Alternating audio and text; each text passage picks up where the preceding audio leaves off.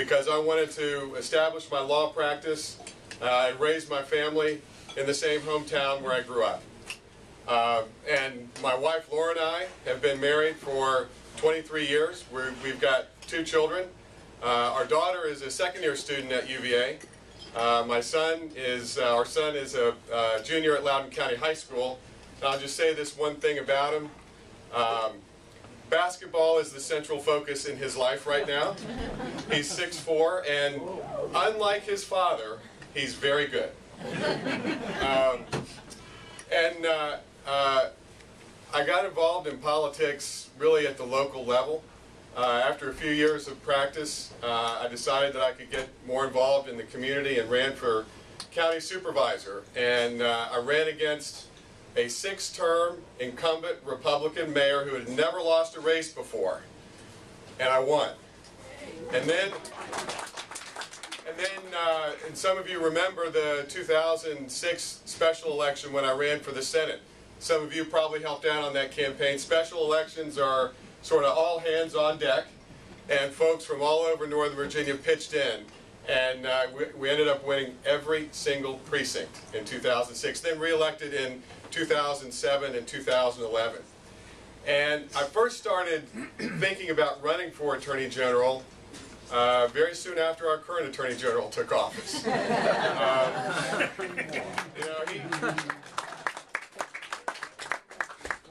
He has bent and twisted the law in order to try to advance an extreme agenda that appeals to a very narrow part of the spectrum, and to advance his own political ambitions.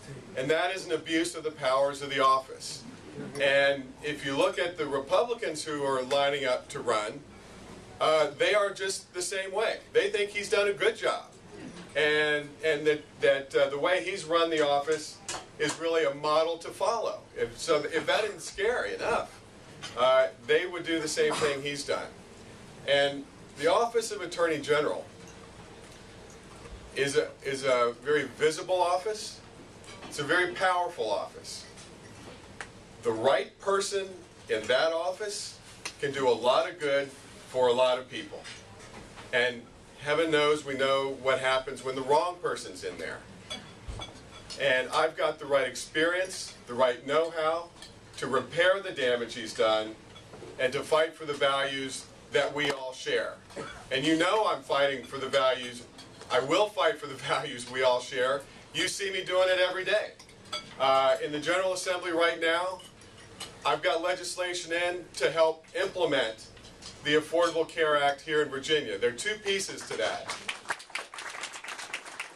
There are 2 pieces to that. The first piece is legislation that would establish an exchange in partnership with the federal government. Now, the governor last year killed our effort to establish a Virginia exchange, but the next best thing would be a partnership, because we know the insurance markets, the sub-markets here in Virginia. We know the needs of the people and the patients. We know the healthcare delivery system in Virginia. So we're in a much better position to help guide and shape the exchange to best fit the needs of the people in Virginia. The second piece to that is expanding Medicaid. And I'm co-sponsor of a budget amendment that would expand Medicaid. It would make health coverage available for hundreds of thousands of Virginians who currently can't afford it. It would bring an infusion of dollars to our healthcare delivery system in Virginia. So it's a win-win. And we are fighting every day to try to get that implemented this session. I've also carried legislation for voting reforms. Some of you are probably familiar with Congressman Connolly and Senator Warner's voting legislation now pending in Congress to encourage states to simplify their registration process and to speed up voting at the polls so they don't have to wait so long. You remember what happened in Prince William. People waited 3 hours in line to vote. There were precincts in Virginia Beach where people were waiting 5 hours. And that is a form of voter disenfranchisement. We can do better than that. And what that legislation would have done is to help do the things that Congressman Connolly and Senator Warner were trying to encourage states to do, to simplify registration, make voting easier. Well, one of the Republicans running for Attorney General was chair of the committee where that bill was heard. He scheduled the hearing for 4 o'clock on a Friday afternoon with very little discussion, led the effort to defeat it on a party line vote. So we're working to try to expand people's ability to vote and make it easier while they're in there trying to make it harder. So voting reforms, implementing the Affordable Care Act in Virginia, also had legislation that would repeal the onerous and unnecessary regulations on women's health centers that could cause them to close. And it's shocking. It is shocking what the opponents, what both Republicans running for the office of Attorney General voted for. They voted to make it harder for women to access health care. They made it more expensive. And it's shocking that they would do that. But that's what they're about. And so I am there fighting for the values we share, and that's what I'll do as Attorney General. And that's what I've been doing. That's what I've done in my law practice for almost 25 years. I did it as a county supervisor. I've done it as a state senator. And if you believe, and let me just say this, I mentioned being raised pretty much by my mom and my sister, and I'll say this about my mother. For a number of years, she taught civics and American history. One of the things she taught me was that in a representative democracy, if you don't like what your government's doing, you not only have the right, but the responsibility to change it. And if you believe,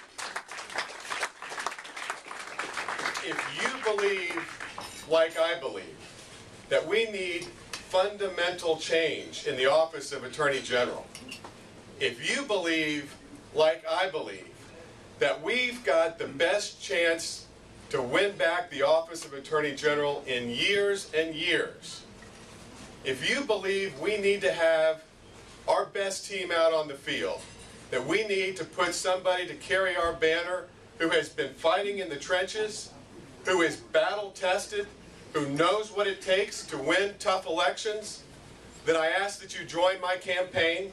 I know I've got petitions going around. That's an easy way to get started. I think we'll have bumper stickers here, so it's never too early to have a Mark Herring for Attorney General bumper sticker on your car. And I urge you and ask you to please join me.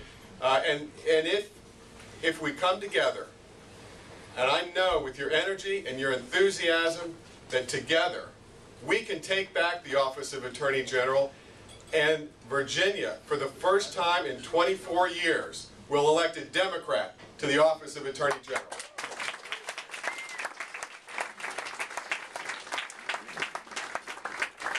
And I'm told we've got some time for questions. We've got 15 minutes. Okay.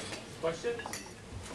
Sure. Mark, one correction. Prince William County, the last vote in Prince William County was cast at 10:46 p.m. Wow. Unacceptable. Amazing. And like the President said, we got to fix that.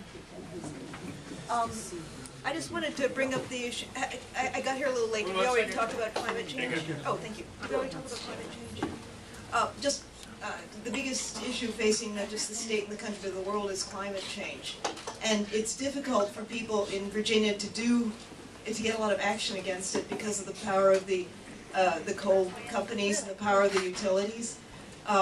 And we've seen what an activist attorney general can do to hassle people who are trying to do something about climate change. Is there anything that an enlightened attorney general can do to help advance action against climate change? Thank you. Good question. The answer is the Attorney General can do a lot in that area. Now, first of all, we need to have an Attorney General who believes in science. That's the first step.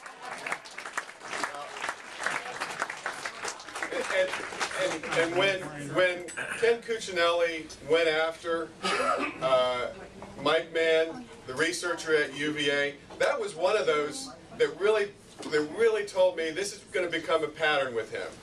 You know, sometimes there are gray areas in the law, but he has so manipulated the law, no reasonable attorney, in my view, could have reached the conclusion that the Fraud Against Taxpayers Act could be applied to basically persecute a researcher. And the Attorney General did it because he disagreed with his ideas and his conclusions, which is downright un-American. It is. Unscientific. So number one, we need to have an Attorney General who believes that a lot of what we're doing here on Earth and on our planet is affecting the climate, and to take some responsible action, and believes in science. We also need to send a message that's the complete opposite of what he did. The message that sent to people outside of Virginia was that we were a backward state, that we were anti-science, and here we are, from an economic development standpoint, trying to attract top researchers to Virginia's universities. We're trying to attract technology companies. Well, if you're a researcher who's thinking about bringing a research team to Virginia, why would you do that if the Attorney General is going to come after you and subpoena your data? You're not. Or at least it's going to be, you're not going to do it. So we need to have an Attorney General who will try to attract technology business and researchers. The other thing is, the Attorney General's office represents the people before the State Corporation Commission when utilities are being regulated. So that's another area that the Attorney General can do a lot on, is in consumer protection and looking out for the people. And I've often talked about really the powers of the office in terms of its history. It started off, the Office of Attorney General has a storied history and goes back to the courts of medieval England, when the judge or the king figured out it's a good idea to have a lawyer to look after your property and your money. But then the job grew into protecting the king's interests all over, and then when the United States was established and our forefathers founded this nation, the Office of Attorney General changed. And instead of protecting and defending the king's interest, it was to defend and protect the public interest. And that's what the Attorney General does. The Attorney General is the guardian of the public interest. And so in proceedings before the State Corporation Commissions, when utilities are there, the Attorney General represents the public interest. And the public has an interest in making sure that regulations are applied evenly and fairly, making sure that our environmental laws are being enforced. And those are the kinds of things that an Attorney General can do.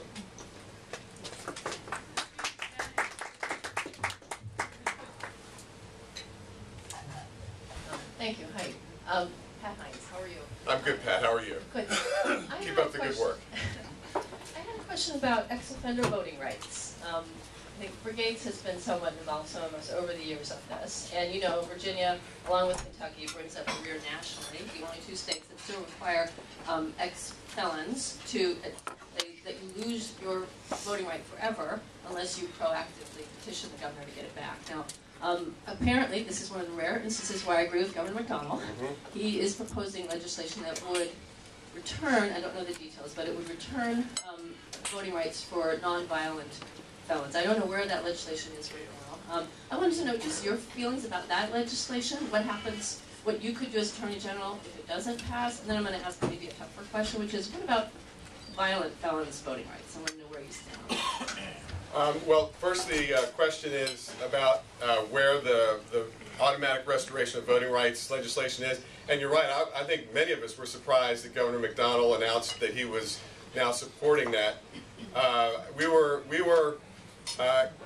in the House chamber for the State of the Commonwealth address when he did that, and you know, we started looking at each other like, did he just say what we think he said? And it was like, yeah. And so 1/3 of the room stood up and started cheering and applauding, and the other 2/3 of the room kind of sat there rather quietly. But the House defeated that legislation very quickly in a subcommittee, and I co-sponsored the legislation in the Senate. And I can't remember. I think it has passed the Senate, or it's out of the committee. I think it will pass if it hasn't. Senator Yvonne Miller, who passed away last year, has been fighting for that for 20 years. And my feeling is, if a person who's convicted, they serve their sentence, supervised and unsupervised probation, pay all their court costs and everything else. We expect them then to come out, become a responsible member of society, but we're not going to give them the right to vote. To me, that's a disconnect. If we want them to be a responsible member of society and participate in society and work, then we need to make sure they have a stake in the government. So I've supported that in the past. I'm going to continue to support it. The violent felons is a little tougher one, but again, I sort of come at it the same way. If they've served their sentences, paid their debt to society, paid back all the court costs and restitution, if we're going to expect them to be responsible members of the community, then they should have the right to vote.